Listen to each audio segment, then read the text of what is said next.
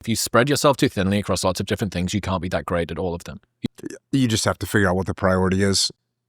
And at certain times, certain things might be a higher priority right now than it is at some other point, and something else picks up. And sometimes the family needs to be the priority, sometimes the business, sometimes the other business, sometimes the health. Like, you're just going to have to weigh those things out and recognize that you can't do them all simultaneously at the same time all the time. It's not going to work. So you got to figure out where you're going to make some compromises. We're going to make some trade-offs.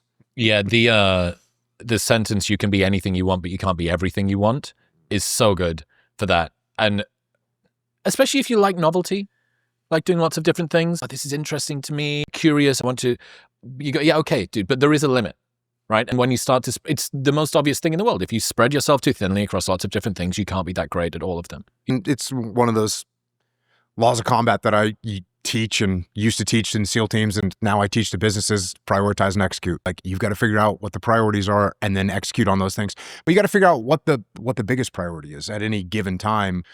Like I said, whether it's this business or your family or your health, at certain times you got to say, all right, I got to pay attention to my family right now. I can feel things are getting a little bit sketchy over there. Or, all right, my family seems solid right now. I got to focus on this part of the business. And then within the business, this particular section of the business, so you go right on down the line.